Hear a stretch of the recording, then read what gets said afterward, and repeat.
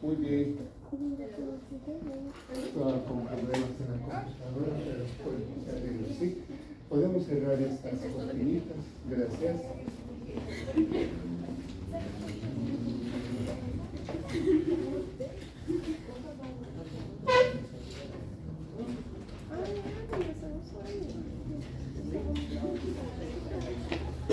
Dice que compré para mí, para mi hermana. No, basta, aléjalo.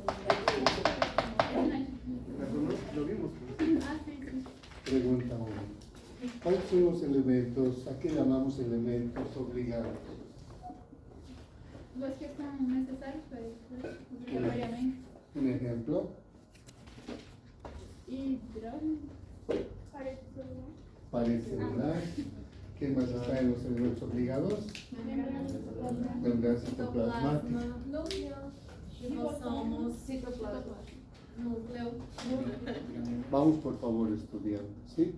Sé que es un poco complicado toda esta cuestión de las computadoras, pero ya no va a ser más. Así que siempre en cada clase nosotros tenemos que llegar a avanzar generalmente el tema. Y este tema es cortito porque hablamos sobre la morfología.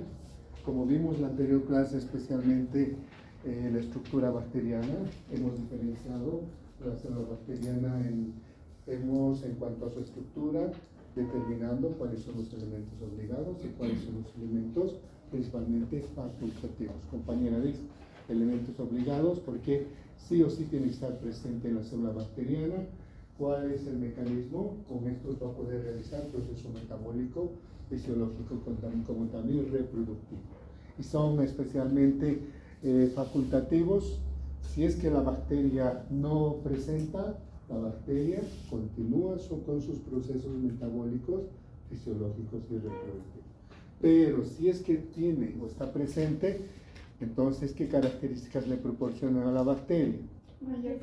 Mayor resistencia, virulencia, patogenicidad. Significa sus mecanismos de ingreso, su diseminación, su establecimiento y generalmente su multiplicación. Entonces vamos a continuar en base a ello. Hoy vamos a hablar principalmente, sobre el desarrollo, supervivencia y muerte de microorganismos, que nuestro libro está de esta manera, es en el tema número 2, o morfología, división y crecimiento de las bacterias. Quiero decirles, los temas que se avanzan ya se van colocando en la plataforma. Me gustaría que ustedes vayan estudiando, vayan leyendo.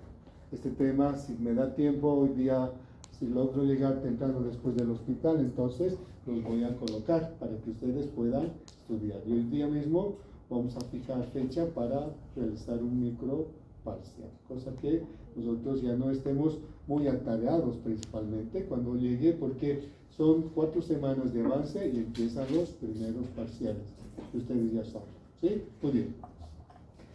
Es importante determinar, por ejemplo, acá tenemos una célula bacteriana, pared celular, membrana citoplasmática. Empieza a realizarse la división por fisión binaria transversal. Existe una invaginación de la pared celular que estimula la invaginación de la membrana citoplasmática, que va a ser una de las funciones de la membrana citoplasmática, divide el ADN o realiza los procesos de la biosíntesis. No sé si se acuerdan, hemos visto en la anterior clase, y se va a formar un septo transverso, y generalmente donde va a dividir realmente el ADN, y va a dar lugar a 2 células hijas con las mismas características de la célula madre. Y debido a ello nosotros es importante determinar, de acuerdo especialmente a la especie bacteriana, cada especie bacteriana realiza su proceso de división. Hay algunas que lo realizan en segundos y otras en horas o en días. Entonces, una característica importante. Y para que nosotros podamos entender, vamos a explicar el desarrollo, la reproducción y muerte bacteriana generalmente de esta manera.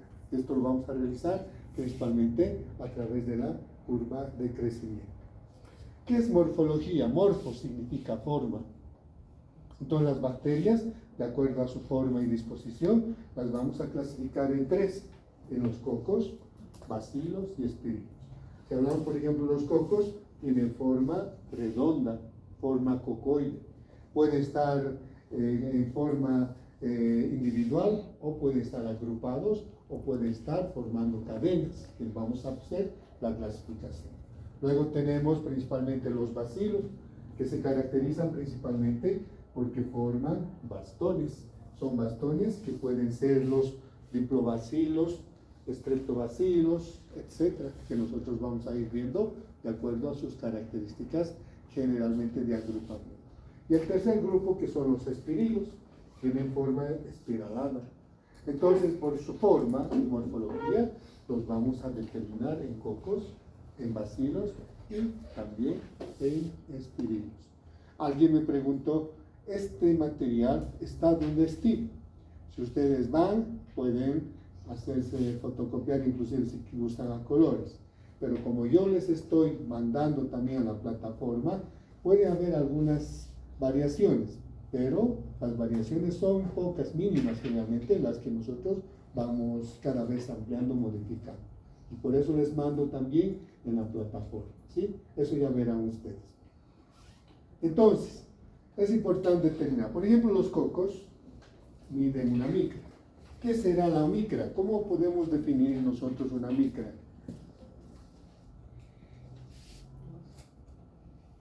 A ver, ¿alguien me ayuda? Micra. ¿Qué será la micra? La milésima parte de 1 milímetro. Es la milésima parte de 1 milímetro. Es una unidad generalmente de medida. Por ejemplo, los cocos tienen, su tamaño es generalmente de una micra. Y a su vez, generalmente estos cocos, por ejemplo, tenemos los diplococcus, tenemos los streptococcus y tenemos los estafilococcus.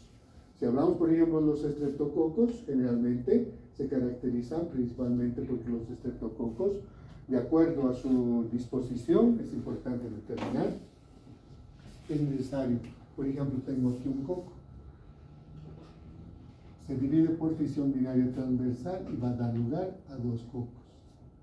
Los streptococcus, un coco en un plano, 1, 2, esto se divide y da lugar 1, 2, 3, 4 y así sucesivamente. La división es en un solo plano. Pero cuando hablamos de estafilococos, fíjense, un coco se divide en un plano, va a dar lugar a 2. Luego va a haber división en el otro plano, que vamos a tener 4. Y esto se divide y así sucesivamente nosotros vamos a tener la cantidad generalmente de los cocos, y está, y vamos a tener generalmente los estafilococos, ¿sí? Que es una manera en la cual generalmente se diferencian especialmente los cocos. ¿Alguna pregunta hasta aquí? ¿Puedo borrar? Todavía no, ¿verdad? Las tétradas. Las tétradas, su mismo nombre dice. Esta sería, por ejemplo, en este caso, si vamos a hablar, las tétradas sería esta. ¿Sí? Tétradas. Las tétradas, 1, 2, 3, 4. Y las arcinas, tenemos, por ejemplo, si nosotros tenemos un cubo tiene 8 aristas. Y como generalmente se encuentran los cocos, aquí hay un coco, 1, 2, 3, 4, 5, 6, 7 y 8. Por eso se dice sarcinas principalmente, están formados por 8 cubos. Pero ¿por qué estamos hablando? Porque necesariamente vamos a hablar. Cuando hablemos en el caso de la bacteriología médica, vamos a hablar sobre los streptococcus, los que nos producen generalmente las alteraciones, las faringitis streptocócicas. Vamos a hablar principalmente de los estafilococcus, pero esto está en su clasificación por su forma. ¿Está bien? ¿Estamos o no estamos? Sí. Sí. No acepte nada. Entonces, vuelvo a repetir. Por ejemplo, lo que les explicaba. Este coco se divide y da lugar a un diplococo. Si hacemos una retroalimentación. Por ejemplo, acá, y si nosotros vemos, también aquí se va a dividir y va a dar lugar a muchos estreptococcus. Posteriormente, en este caso, se va a dividir, como hemos visto, los estafilococcus en plano y en otro plano, y que da lugar, fíjense, mucha cantidad de cocos agrupados, como racimos de uva, como cachas de uva, que generalmente llamamos, ¿sí? ¿Qué más tenemos? Y las tétradas, en un plano y en otro plano, tenemos los cuatro, ¿sí? Entonces, la manera en la cual, morfológicamente, no se olvide, morfo significa generalmente forma. Y las bacterias van a ver cómo se van a ir multiplicando en forma acelerada. ¿Puedo cambiar? Sí. Perfecto.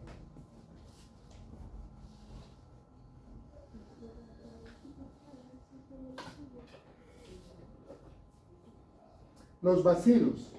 Su tamaño de los bacilos son de 5 a 8 micras. Entonces tenemos aquí un bacilo que se divide por fisión binaria transversal, da lugar a 2, y tenemos los diplobacilos. Luego, a su vez, estos se dividen y dan los estreptobacilos. Se caracterizan principalmente, solo tenemos diplobacilos y estreptobacilos. No tenemos estafilobacilos, a no ser que ustedes encuentren nuevas especies. Y generalmente vamos a escribir a la Escuela de Microbiología de Oro que se han encontrado nuevas especies. Especialmente en microbiología, como a muchas veces estamos llevando también parasitología, hay muchas especies que confundimos, pero nos tenemos que ir poco a poco acostumbrando. ¿Sí? Muy bien. Los espirilos pueden medir de 10 a 15 micras y se caracterizan principalmente, son como forma de espiras, espiroquetas. Si hablamos de los vibrios, por ejemplo, estos se encuentran de esa manera, con una ondulación, y las espiroquetas, como estamos viendo, pueden estar así o pueden encontrarse de esa manera. Un ejemplo de una espiroqueta, estamos volviendo a repetir, tendríamos principalmente el Treponema pallidum, aquella que es agente causal de una enfermedad que principalmente es la sífilis. ¿Sí? Muy bien. Si estoy yendo rápido, me dice. Muy rápido. Perfecto.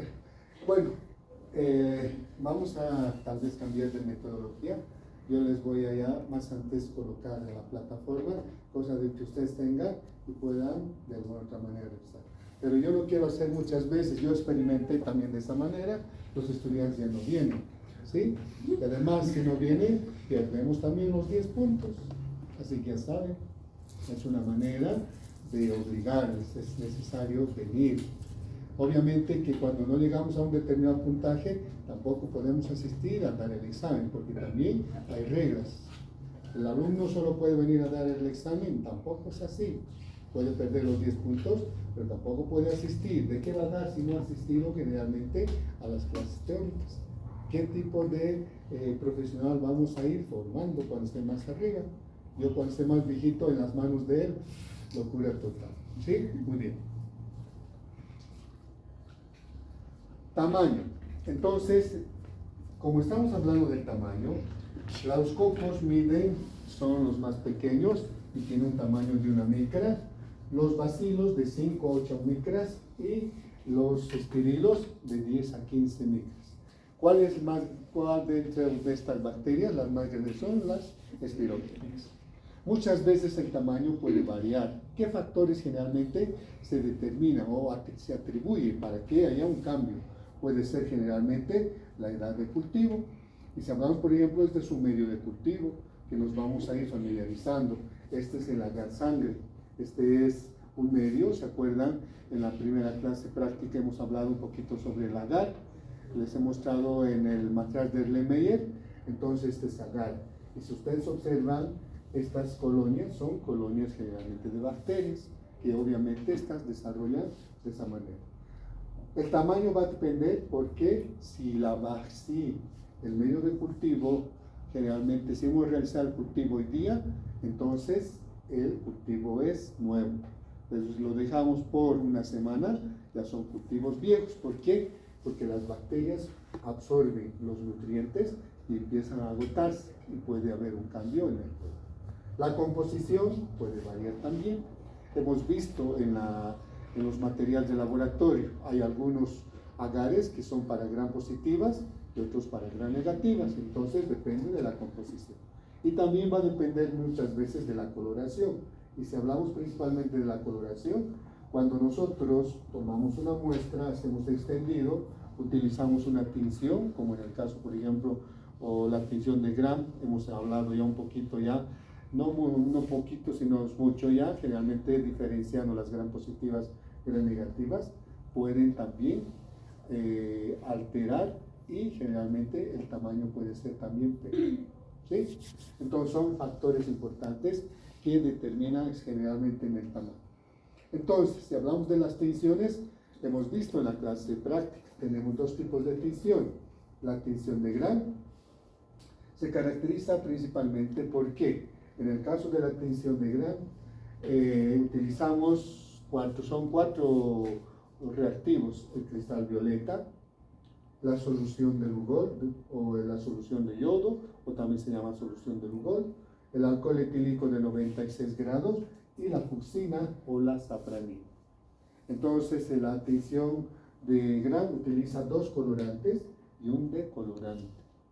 Entonces, vamos a hablar nosotros cuando lleguemos a esta práctica, cuál es el primer colorante que colorea las gram positivas y cuál es el colorante que colorea las gram negativas. Y sabemos muy bien que las bacterias gram negativas son más patógenas que las gram positivas. ¿Por qué serán más patógenas que las gram positivas? Así es, por la complejidad que se determina dónde. Si no me dicen dónde, entonces es como no estuviéramos respondiendo. Pared celular, que obviamente importa. ¿Y por qué? Porque las gram negativas, ¿qué tienen en la pared celular generalmente en estos casos? Tienen Lipoproteínas, lipopolisacáridos, membrana externa y así es. Y las gram positivas, polisacáridos, ácido teicoico, peptidoglucano. Y hemos ganado puntos sus compañeros, ¿sí? Pero me tienen que decir cuando nos vayamos. Es importante eso generalmente. Solo me voy a sentar un poquito, ¿sí?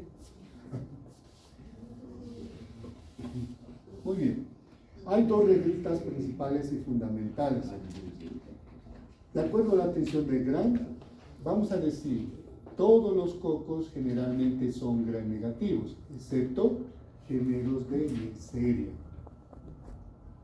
Entonces, como si nosotros aplicamos esta reglita, alguna vez cuando estén dando su examen de grado, muchas veces los colegas son terribles y les pueden preguntar, a ver, esta bacteria es gram positiva, gram negativa, y que ustedes, como una pregunta tan simple me va a preguntar, pero si ustedes van a aplicar esta reglita, les pregunten cualquier tipo de bacteria, si ustedes saben esta regla, entonces van a poder responder.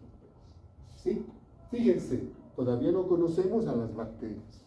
Entonces, todos los cocos son gram positivos, excepto Neisseria. ¿La Neisseria es gram positivo o gram negativo? Gram negativo. Ahora les voy a hacer una pregunta.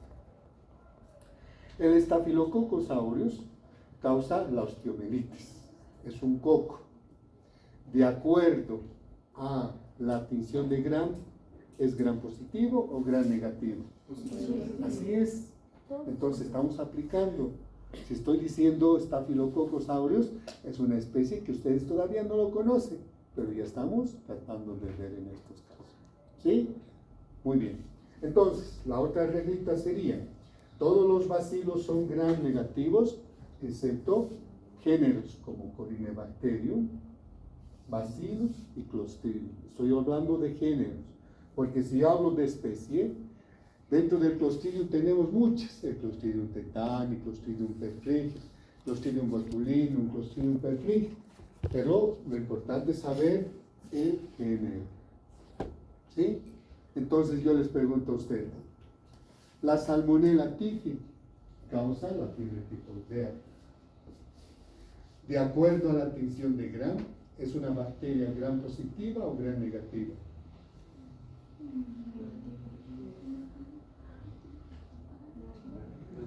A ver, si todos los bacilos son gram negativos, excepto estos tres géneros, la Salmonella typhi es una bacteria que causa la fiebre tifoidea. De acuerdo a la tinción de Gram, y es un bacilo más les voy a decir. Y de acuerdo a la tinción de Gram, ¿es Gram positivo o Gram negativo? Sí. Perfecto, porque estamos aplicando esto. Y tal vez ustedes no podían responder porque me olvidé, omití lo que es un bacilo. Si no les decía bacilo, entonces podríamos decir que por ahí es un coco, porque ustedes todavía están conociendo. ¿Se dan cuenta? Por eso es importante saber hacer las preguntas. Muchas veces hacemos preguntas y entonces a veces nos damos cuenta, oh, pero ¿qué pasó aquí? Pero es más que todo para ir resonando, ¿sí? Entonces es importante terminar. Estas bacterias, estos bacilos, son principalmente gram positivos. Entonces no debemos olvidar esta reglita, por favor. Continuamos entonces. Y hay otra técnica y otra tinción que hemos visto también en la práctica, la tinción de Ciel-Nielsen. ¿Qué son los VAR? Levante la mano.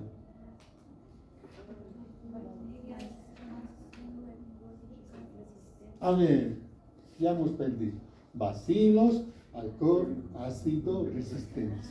¿Por qué será bacilos, alcohol, ácido resistentes? Porque la pared celular está compuesta por mucha cantidad de ácidos grasos insaturados. ¿Y cómo se llama ácidos grasos insaturados? Ácidos micólicos. Entonces tenemos una semana larga para poder leer o para poder estudiar, para que no nos vayamos acumulando, que cuando llegue el momento a veces nos hace mucho lío. Y se van a dar cuenta que si ustedes leen, estudian todos los días, cada vez es fácil, porque esto es resultado de la primera. Siempre vamos repitiendo. Tenemos dos ejemplos, el Mycobacterium tuberculosis y el Mycobacterium leprae. Por ejemplo, utiliza la tinción de Ciel-Nielsen, dos colorantes y un decolorante. Estas bacterias no pueden ser coloreadas, les había dicho en la parte de práctica, con la tinción de Gram, porque tienen mucha cantidad, 40% de ácidos grasos en la pared celular. ¿Y con qué técnica vamos a utilizar? Siempre con la tinción de Ciel-Nielsen. Entonces, estas bacterias, estos bacilitos que ustedes ven, son generalmente los bacilos alcohol-ácido resistentes. Y no porque son de color rojo, ustedes me van a decir Gram negativo, no, porque se colorea debido generalmente a la fucsina fénica. En este caso no es fenicada, debe ser la fucsina más bien ácida. Así que vamos a corregir esta partecita. Entonces es la fucsina ácida, ¿sí? En vez de la fenicada. También se conoce fucsina fenicada ácida, que es lo mismo también, pero es para que no los vaya a confundir, porque la otra es generalmente la básica. ¿Alguna pregunta? Muy bien. Entonces, continuamos. División bacteriana. Ya habíamos explicado un poquito en la primera parte. Nunca se olviden que las bacterias se dividen por división binaria transversal. Nunca es longitudinal, siempre es transversal. Si yo preguntara en un examen, división o puede ser como complementación, división celular bacteriana por división binaria transversal. Si ustedes colocan por transversal binaria, no están diciendo nada. Fisión es separar. Si yo digo fusión, fusión es unir. Entonces tiene que ser fisión binaria transversal.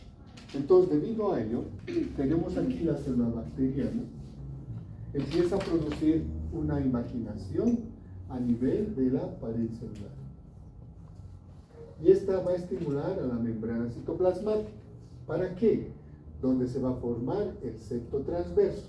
Y al formarse el septo transverso, está produciéndose la división, va a dar lugar a dos células hijas con las mismas características de la célula madre. Y estas obviamente están en función especialmente al tiempo. ¿Qué factores se toman en cuenta? Temperatura, oxígeno, pH, todos esos factores generalmente externos. Por eso decimos que vamos a determinar generaciones. Y generalmente en estas generaciones va a haber la duplicación del ácido desoxirribonucleico, se forma, como en este caso hemos visto, el septo transverso y van a dar lugar a células hijas. ¿Sí?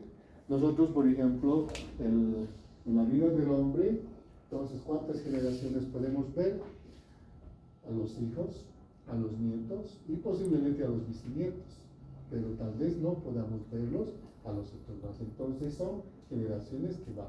En cambio, la bacteria, por ejemplo, muchas bacterias, para realizar este proceso de división por fisión binaria transversal, lo puede realizar en segundos, en horas o también en generalmente días. ¿Sí?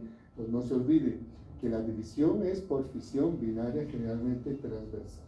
Entonces forma un septo transverso, divide, generalmente realiza el proceso de la biosíntesis del ADN, se divide, se forma el septo transverso y estas células hijas tienen la misma característica de la célula madre. Entonces, ¿cuáles serían esos factores que nosotros vamos a ver? Son estos, solo quiero que entendamos.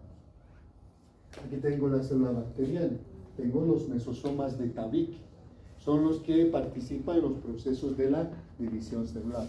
En cambio, en los procesos laterales, donde se encuentran también algunas enzimas, que son las que producen moléculas altas energéticas de ATP. Por eso les decía en la anterior clase que las bacterias no tienen mitocondrias, ¿sí? Y esa es la sutileza. Entonces se va a dividir los mesosomas, fíjense, se divide y van a dar lugar a dos células.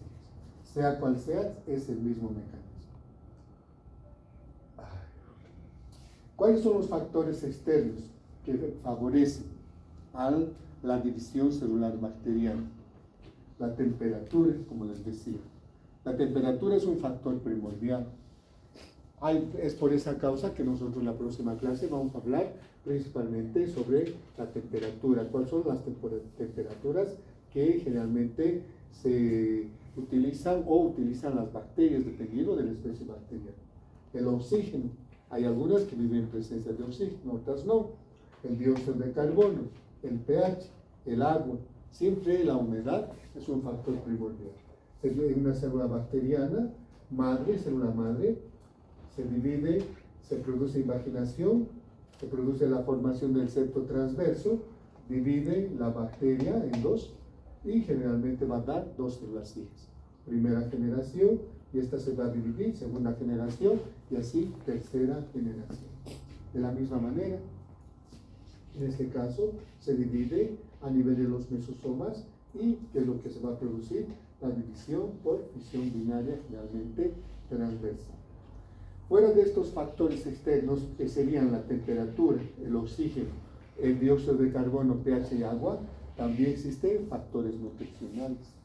Les había comentado a ustedes cuál es la materia prima generalmente que utiliza la bacteria, generalmente los hidratos de carbono, que generalmente al nosotros aumentar hidratos de carbono, la bacteria utiliza como fuente energética para que se multiplique. Y también va a depender de qué, de la especie bacteriana. Por ejemplo, tenemos una bacteria que es el Proteus mirabilis. Esta es una enterobacteria. ¿Por qué llamamos enterobacteria? Porque esta se localiza a nivel de la región gastrointestinal. ¿Y qué nos va a producir? Trastornos gastrointestinales. También está involucrada porque puede producir infecciones urinarias. Esta bacteria, fíjense, se divide cada 20 segundos. ¿Se dan cuenta? Esta es la bacteria. Se divide 20 segundos. Esta se divide 20 segundos. 20 segundos.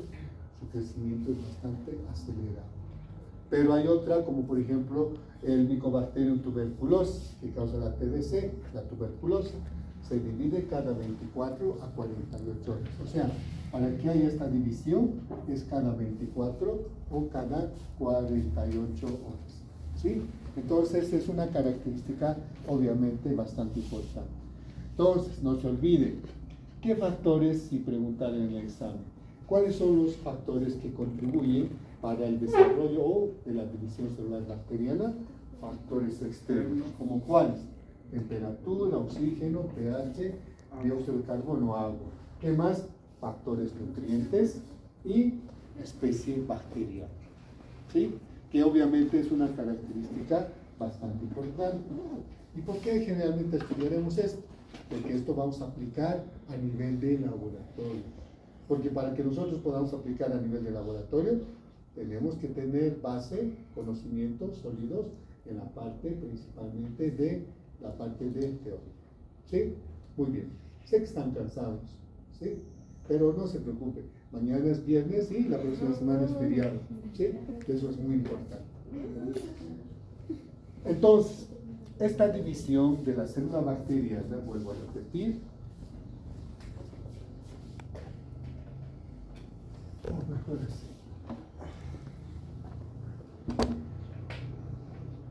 Entonces se produce la invaginación y va a dar lugar, generalmente se va a formar lo que nosotros conocemos el septo transverso.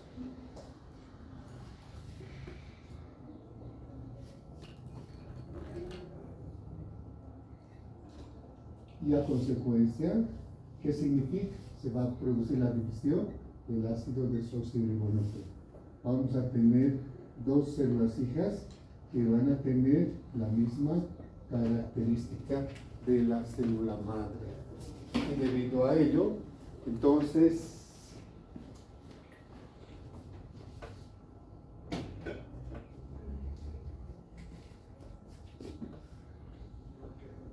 célula madre, esta se va a dar generalmente primera, segunda. Entonces va a ser esta, se va a dividir y de la misma manera va a dar lugar también a dos células hijas que van a tener la misma característica. Se divide y esta da lugar efectivamente a otras células que tienen la misma característica de la célula madre. Entonces fíjense, ¿qué vamos a formar? Primera generación. Segunda generación. Tercera generación. Muchas generaciones. Esas generaciones van a estar determinadas de acuerdo a la especie bacteriana.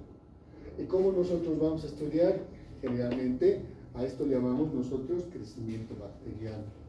¿Y qué será el crecimiento bacteriano? Es el incremento ordenado del número de bacterias en función al tiempo. ¿Y cómo nosotros podemos ver? De acuerdo a la curva de crecimiento. Vemos aquí la curva de crecimiento.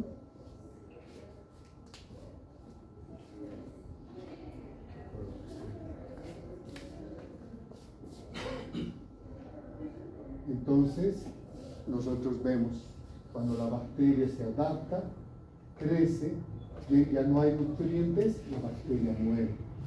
¿Sí? Y este crecimiento nosotros vamos a poder experimentar a nivel de laboratorio. También vamos a poder experimentar cuando nosotros utilicemos un determinado tipo de antibiótico, que es lo que nos van a llegar generalmente a producir. Por eso, ¿cómo nosotros determinamos ello? A través del crecimiento bacteriano, que es el número ordenado del número de bacterias en función al tiempo. Porque aquí nosotros vamos a colocar principalmente, esta va a ser el número el logaritmo, inclusive es el logaritmo del número de bacterias en función al tiempo. Y nosotros vamos a ir estudiando a través de la curva de crecimiento. Esta curva de crecimiento es exponencial, cuantitativa, que generalmente en este caso se dan 4 fases. La primera fase es la fase de latencia, que nosotros vamos a ver esta fase de latencia en esta curva de crecimiento. ¿Qué significa? Fase de adaptación. Número 1, fase de latencia. Luego tengo la fase de desarrollo exponencial, de aquí a aquí. Luego tengo la fase estacionaria, de aquí a aquí 3, y finalmente de aquí hacia donde la bacteria muere, que es la fase de declinación o la fase de mortalidad. Así que no se preocupen, solo estoy haciendo esquema, porque este esquema vamos a explicar en los esquemas también que están aquí en las diapositivas. Solo para que me entiendan que la curva de crecimiento se realiza en 4 fases fundamentales. Fase de latencia, la bacteria se adapta porque hay nutrientes. Fase de desarrollo exponencial, como la bacteria está adaptada, va a empezar a producir, la enfermedad se empieza a multiplicar. Fase estacionaria, hay algunas que se multiplican, otras que mueren, porque aquí se están agotando los nutrientes. Y fase de declinación, agotamiento total de nutrientes, producción de toxinas y la muerte de la misma célula bacteriana. ¿Sí? ¿Estamos? Estamos. Gracias. Entonces, vamos a ir explicando cada una de estas fases. Y para que nosotros podamos explicar el crecimiento bacteriano, vamos a tomar una muestra, especialmente un hisopado nasobucofaríngeo. Cuando generalmente el paciente, de alguna otra manera, día antes empieza a secarse la gargantita, no sabemos qué nos pasa, necesitamos algo, y de repente se empiezan a producir flemas, y no sabemos qué nos pasa. Entonces, descansamos, y al día siguiente, cuando despertamos, queremos tragar saliva, hay dolor. Las amígdalas están hipertrofiadas, están congestionadas, ¿sí? ¿Y qué hacen muchas veces? Seguramente fueron a la farmacia y les dijeron que puedo tomar amoxicilina de 500 miligramos cada 8 horas por 5 a 7 días, realmente 7 días. Entonces puede ser, pero muchas veces si se trata del Streptococcus pyogenes del grupo beta hemolítico, ahí no tenemos que jugar porque la automedicación, generalmente si se trata de esta bacteria, nos puede llegar a producir la glomerulonefritis aguda o generalmente también la fiebre reumática, por más de que el paciente esté restablecido. ¿Sí? Muy bien, ya sabemos entonces. Aquí se toma un hisopado nasobucofaríngeo, el cultivo es in vitro. Vamos a decir in vitro porque es a nivel de laboratorio, donde va a ir el paciente, se va a utilizar un bajalengua, le van a tomar la muestra y generalmente en estos casos en una caja de Petri se va a realizar el cultivo. Ya que temperatura, generalmente temperatura 37 grados centígrados más o menos 1 grado centígrado. ¿Y dónde se va a incubar? En la estufa bacteriológica. ¿Por cuántos días? Por 24 o 48 horas. Entonces, inicialmente las bacterias, si se trata del Streptococcus, son de este tamaño. Cuando las bacterias han sido cultivadas en este medio, que es en el agar sangre, ¿cuál sería el resultado? Aumentan de tamaño. Cuando aumentan de tamaño, se están preparando para que empiecen a multiplicarse. ¿Sí? Por eso lo estamos diciendo por 24 o 48 horas. ¿Hasta aquí estamos? Perfecto. Doctor, una Dime. consulta. Tiene que estar dentro de... no entendí la temperatura. 37 grados. La temperatura es temperatura dentro de la estufa bacteriológica. Claro, pero no sería directamente 36 grados positivos. No. En las bacterias, si la temperatura corporal del hombre es 36.5, entonces siempre es 37. ¿Por qué? Decimos más o menos 1, o puede ser principalmente 36, o puede subir a 38. ¿Sí? Eso es a nivel de laboratorio, por eso estamos diciendo in vitro. ¿Sí? Eso es para poder aislar. Aquí, por ejemplo, ha habido desarrollo ya de las colonias. Se va a aislar, se va a identificar y luego vamos a saber hacer el antibiograma. ¿A qué antibióticos puede ser sensible o resistente? Hasta aquí estamos. Perfecto. Entonces vamos a explicar por qué factores, generalmente, cómo estas bacterias se han adaptado. Muy bien. La primera fase es la fase de latencia. Les había explicado en esa curvita ya. En la fase de latencia, fíjense, esta es la curva de crecimiento y generalmente se va a llevar a cabo de aquí a aquí. Se llama fase de latencia, ¿por qué? Porque una vez que las bacterias hemos colocado en el medio de cultivo artificial, ¿qué va a ocurrir? Se adapta. Va a haber primero adaptación, porque es un medio artificial. ¿Para qué? Para respetar fisiológicamente. Así como ustedes, por ejemplo, vinieron a la primera clase, se sentaron en microbiología, tal vez ni siquiera me entendieron porque no entendemos porque la voz del doctor es medio diferente, pero pasada una clase, 2 clases, 3 clases, nos vamos a acostumbrar. O cuando venimos la primera vez a la universidad para sentarnos en los pupitres, tal vez estábamos más acostumbrados en los colegios, más cómodos, no sé, y cuando llegamos, las aulas, todo ello, adaptación, ¿sí?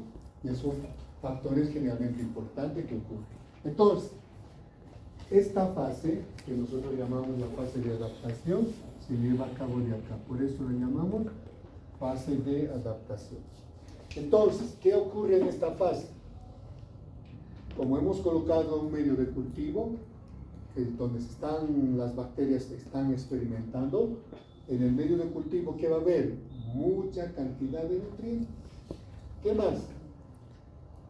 Nosotros inicialmente habíamos visto que, por ejemplo, las bacterias eran de este tamaño, mejor aquí.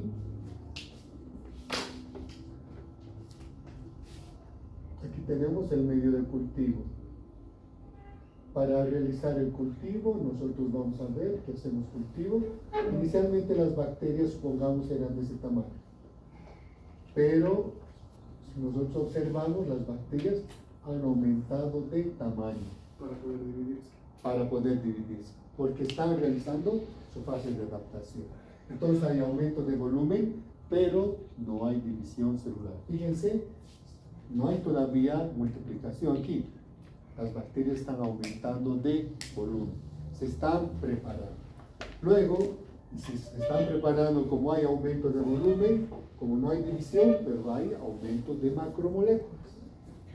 Y una vez que la bacteria está preparada, va a pasar a la segunda fase, que es la fase generalmente de, vamos a decir, y además, como existe aumento de macromoléculas, se está iniciando el metabolismo, ¿sí? Porque todavía, como no está dividiéndose, está aumentando de volumen. La segunda fase, que sería la fase de desarrollo exponencial, se lleva a cabo de aquí, donde están mis marcadores. Rojo quiero, puede ser de aquí hasta aquí. Y esta llamamos fase generalmente exponencial. ¿Por qué llamamos de desarrollo exponencial? Fíjense, las bacterias, como ya están adaptadas, empiezan a multiplicarse. Y ahí la curva sube, sube y sube. ¿Qué significa? Crecimiento y división celular acelerada. Y si hay un crecimiento y división acelerada, ¿qué va a pasar con la cantidad de nutrientes? Mucha cantidad de nutrientes. Hay mayor actividad metabólica, ¿sí? Y hay mayor... ¿qué estamos haciendo? Hay cantidad generalmente de nutrientes, pero como hay multiplicación, también hay productos de desecho. ¿Y cuál sería el producto de desecho? Las toxinas que producen las bacterias. Una vez que generalmente lleva acá y empieza a producir la curva, entonces se toma en cuenta solo hasta esta fase. Luego entraría a la tercera fase, que sería principalmente la fase estacionaria. Fíjense, la fase estacionaria, este está el número 3. Hay algunas, fíjense, algunas que todavía se están multiplicando, pero se detienen. Y otras que generalmente están muriendo. Se llevan a cabo de aquí a aquí. Esta fase estacionaria se determina la división celular lenta y al mismo tiempo también hay mortalidad, generalmente no total, sino una mortalidad parcial. Agotamiento de nutrientes, por eso ya no hay desarrollo de las bacterias. Y disminución del metabolismo. ¿Y qué ocurre con el material de desecho? Aumenta. ¿Sí? Entonces, aumentan obviamente las toxinas.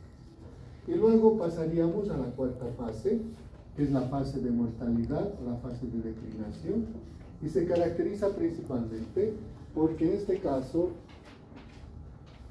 fíjense, de aquí directamente, ¿qué ocurre? La velocidad, hay muerte celular total. ¿Qué pasa con los nutrientes? Agotamiento total. Por eso, directamente es la curva. Y toda esta curva generalmente se lleva a cabo las 4 fases en el lapso de 72 horas.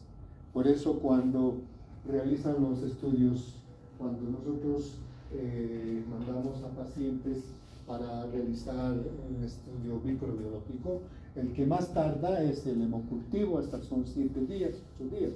En cambio, si hablamos del urocultivo, en el urocultivo son 48, máximo 72 horas. En cambio, las otras ya son entre 24 a 48 horas. ¿Sí? Donde deben tener, obviamente, los resultados. Entonces,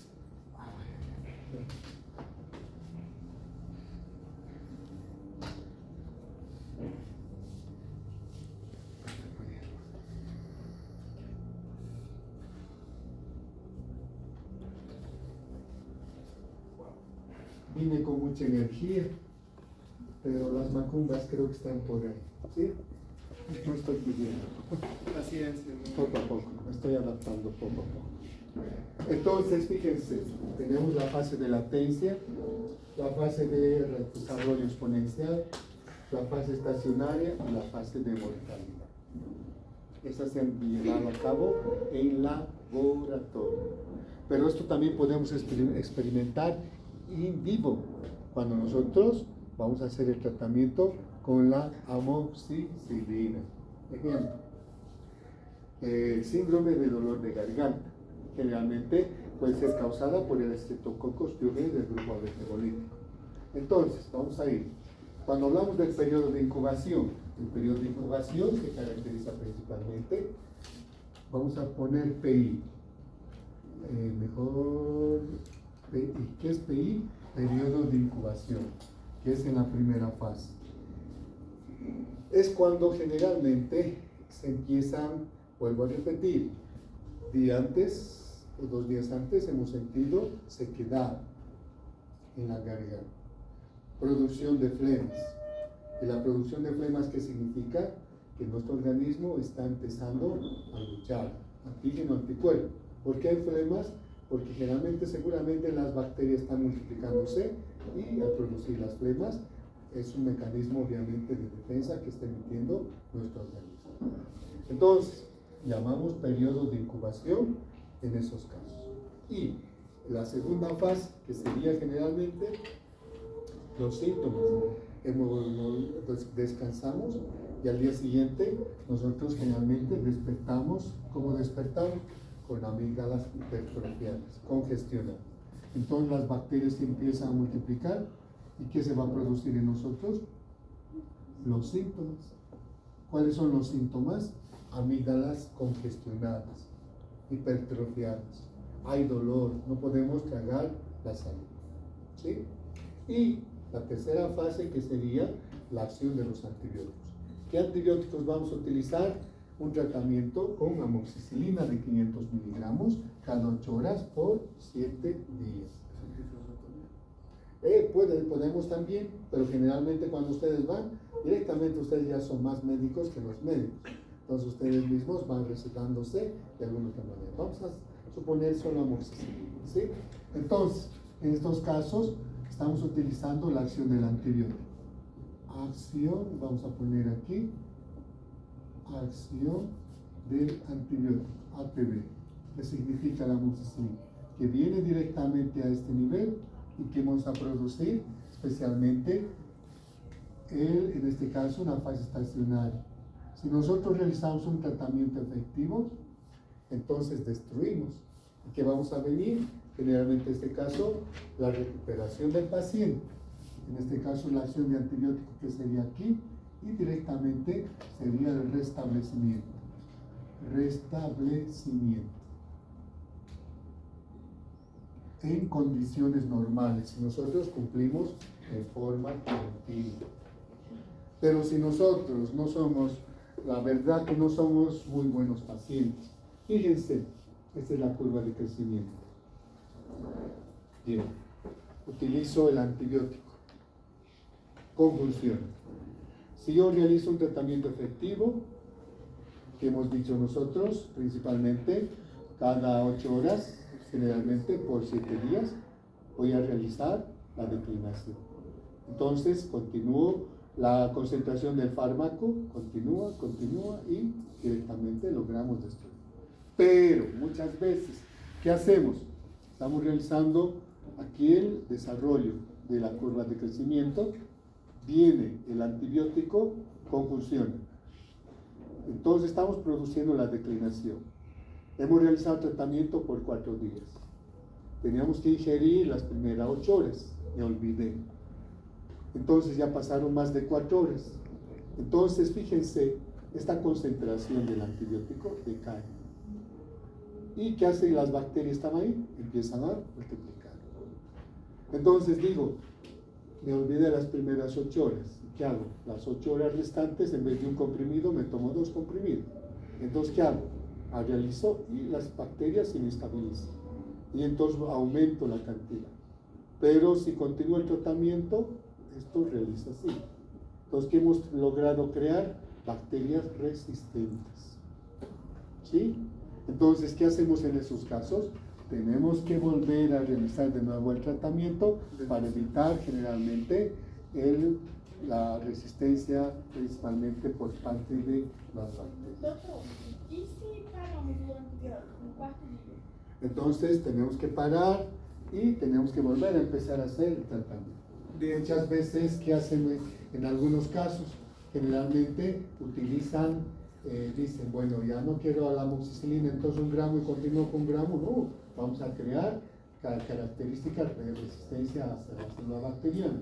Muchas veces cuando la segunda fase pasa, entonces hay otra crisis, utilizamos amoxicilina y ya no nos va a ser efectiva. ¿Qué vamos a utilizar? Los macrólidos como la eritromicina, las acitromicinas. ¿Sí? Entonces son características especialmente importantes. En este ejemplo de haber cortado, me he olvidado del tratamiento de la amoxicilina, Mejor empezar. ¿cuánto tiempo tiene que pasar de haber cortado el tratamiento? 24 horas. Tengo que pasar 24 horas. 24 horas y de nuevo empezar. Ah. ¿Sí? Entonces, fíjense, ustedes se van a dar cuenta, aquí, en este cuadrito que hemos mostrado, como les decía, entonces continúan, son un periodo de incubación, sería generalmente los síntomas, y fíjense, cuando se estaba realizando, ¿qué es lo que ha pasado? Nos hemos olvidado, entonces hemos alterado la concentración, las bacterias se inestabilizan, y por más de que utilicemos el tratamiento, continúan las bacterias multiplicándose, y con esto creamos la resistencia. Esto de la resistencia vamos a hablar bastante cuando hablemos sobre resistencia bacteriana, en la parte de anterior. Pero ya, para que ustedes se den cuenta que si hablamos, por ejemplo, la curva de crecimiento generalmente podemos explicar desde el punto de vista in vitro, como también in vivo. In vivo, cuando generalmente pasa a nivel de paciente. ¿Alguna pregunta? Continuamos. Y para finalizar, generalmente esto más que todo es para nivel de laboratorio, especialmente cuando se aísla la célula bacteriana, se multiplica. Entonces, se realiza mediante la identificación bacteriana. ¿A través de qué factores? Características morfológicas. ¿Qué es lo que vamos a ver? Generalmente el examen en fresco, mediante las tinciones y utilizando microscopio realmente óptico. ¿Qué vamos a ver en este caso? Los cocos, los bacilos, los espirinos. Por eso estamos estudiando generalmente la morfología, cocos, diplococos, generalmente los estafilococos, las acinas, las tétradas y los estreptococos. Tenemos los bacilos, diplobacilos, los estreptobacilos. ¿Sí? ¿Qué más? Dentro de la identificación bacteriana, también características de cultivo. Tenemos 2 tipos de cultivo. Los medios de cultivo, generalmente los caldos, que serían estos, los caldos nutritivos, y los medios de cultivo sólidos, que serían los agares. Los agares, que generalmente nosotros los vamos realizando especialmente utilizando las cajas de Petri donde vaciamos y realizamos generalmente el determinado tipo de cultivo. ¿Y qué vamos a cultivar? Como en este caso, en el ejemplo, en el agar sangre podemos generalmente cultivar más que todo bacterias gram positivas. ¿Sí? ¿Qué más vemos con la identificación de bacterias? Su actividad bioquímica. Esto más que todo para que se den cuenta qué características determinamos. La degradación de los azúcares. La materia prima que utilizan las bacterias son generalmente los azúcares. Y como nosotros determinamos, tomando en cuenta las bacterias, nosotros vamos a inocular, vamos a cultivar. Y cuando hay cambios de color, hacemos puntos de comparación y nos va a determinar qué tipo de bacteria es, especialmente para su identificación. Luego también vemos las propiedades metabólicas. ¿Qué significa? La próxima clase vamos a hablar sobre metabolismo. Entonces, el oxígeno, pH, temperatura, son características importantes que nosotros vamos a englobar para el desarrollo generalmente de las células bacterianas. Si son cocos, si son bacilos, dependiendo. ¿Qué más? Características serológicas, esto es para identificar realmente los antígenos mediante las exotoxinas, principalmente a través de las pruebas de ELISA. Creo que ustedes, quiero preguntar, ¿ya vieron prueba de ELISA en bioquímica 1 todavía? Bueno, tal vez van a ver en bioquímica 2, pero igual de todas maneras es para ver las pruebas serológicas, para identificar la bacteria, para confirmar si es la bacteria la que está causando el proceso infeccioso. Y la acción patógena es la capacidad patógena de una especie bacteriana para poder ingresar. Por ejemplo, las enterobacterias ingresan por vía fecal-oral. ¿Y dónde se establecen? En el tracto gastrointestinal. Las bacterias que generalmente producen los giras ingresan por inhalación vías respiratorias superiores y se establecen en las vías respiratorias inferiores, o algunas ingresan por contacto sexual. Es la capacidad. ¿Cómo generalmente se realiza? A través de las vías de inoculación, que obviamente ya no se utilizan, porque antes se utilizaban animales de laboratorio para poder realizar los estudios, pero la Sociedad de Protectores de Animales entonces determina que no se debe realizar estudios experimentales con animales, ¿sí? ¿Y cómo podemos ver? Por ejemplo, los IRAS, ¿en qué época se dan? Cuando las condiciones ambientales son frías. Los EDAS, ¿cuándo se dan? Cuando las condiciones ambientales son de mayor calor, que generalmente nosotros ya llegamos a temperatura. Y la tipificación fágica significa, aquí se utilizan los fagos, los bacteriófagos, virus que causan enfermedad, que causan muerte a nivel de las células bacterianas. Es la capacidad del bacteriófago de listar, destruir a la bacteria. En algunos casos le dan otras características de mayor virulencia. Esta es una prueba de gran valor epidemiológico. Por ejemplo, aquí tenemos una bacteria. Este es un fago. Cuando generalmente el bacteriófago ingresa, introduce el material genético. Al introducir el material genético, generalmente, ¿qué va a hacer? Va a utilizar, ¿para qué? Para que se formen varios bacteriófagos. Este es un sistema lítico. Se dice lítico porque como se van a formar varios virus y entonces el virus utiliza o el fago utiliza para su multiplicación.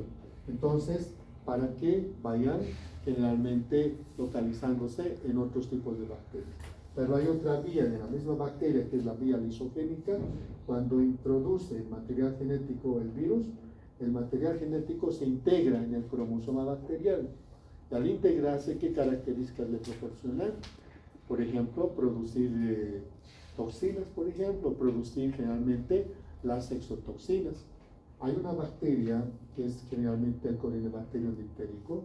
Se llama Corynebacterium dipterico porque es una bacteria lisogénica que está controlada por producir la toxina por el cromosoma que ha introducido el fago, ¿sí? Entonces, esta tiene más un valor más que todo epidemiológico porque nos ayuda a determinar la bacteria lítica, produce fagos, y la fase lisogénica le da características de mayor virulencia a la célula bacteriana. ¿Sí? Muy bien. Con esto hemos concluido. ¿Alguna pregunta? No hay preguntas.